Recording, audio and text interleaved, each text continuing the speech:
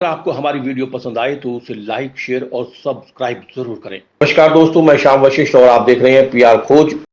सोनीपत में oncology OPD सेवाएं शुरू। कैंसर के इलाज में सर्जरी का महत्व अत्यंत अहम। लगातार थकान, रात में पसीना आना, अकारण बुखार या असामान्य ब्लड टेस्ट जैसे लक्षण गंभीर बीमारी का संकेत हो सकते हैं। Max super speciality hospital Shalimar Bagh ने शहर के ट्यूलिप हॉस्पिटल में ऑन्कोलॉजी ओपीडी सेवाओं की शुरुआत की।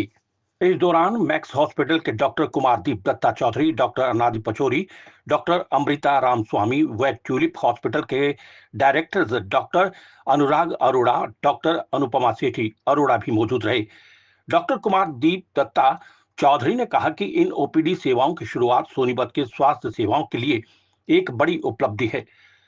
अब यहाँ के मरीजों को प्राथमिक परामर्श या फॉलोअप के लिए दिल्ली जाने की आवश्यकता नहीं होगी।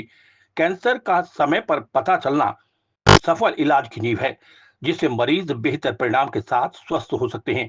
डॉक्टर अनादि पचौरी ने कहा कि कैंसर के इलाज में सर्जरी का महत्व अब भी अत्यंत महत्व है, विशेषकर जब रोग शुरुआती अवस्था में पकड़ में आ जाता है। न्यूनतम इन्वेंसिव और रोबोटिक सर्जरी तकनीकों के आगमन से अब हम अधिक सटीकता, तेजी रिकवरी और बेहतर परिणाम हासिल कर पा रहे हैं। डॉक्टर अमृता रामस्वामी ने कहा कि ल्यूकेमिया, लिम्फोमा और माइलोमा जैसे ब्लड कैंसर समय पर पहचान की मांग करते हैं। लगातार थकान, रात में पसीना आना, अकारण बुखार या असामान्य ब्लड टेस्ट जैसे लक्षण गंभीर बीमारी का संकेत हो सकते हैं। सभी स्टेज के ट्यूमर है, स्टेज 1, स्टेज 2 में होने वाले ट्यूमर, ज्यादातर ट्यूमर को हम केवल सर्जरी से पूरी तरह से ठीक कर सकते हैं।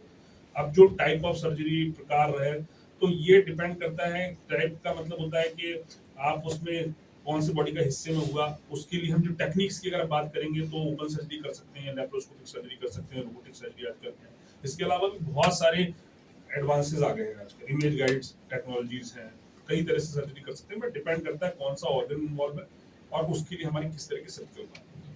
देखिए, सबसे पहले तो एक जनरल हेल्थ को अच्छा रखना बहुत जरूरी है। जनरल हेल्थ का मतलब है आपका न्यूट्रिशन का लेवल अच्छा होना चाहिए, अच्छी प्रोटीन डाइट आप ले रहे हैं, अच्छी एंटीऑक्सीडेंट रिच फूड्स वगैरह को ले रहे हैं, जिससे कि आपकी बॉडी की जो नेचुरल इम्यूनिटी है वो इतना अच्छा है।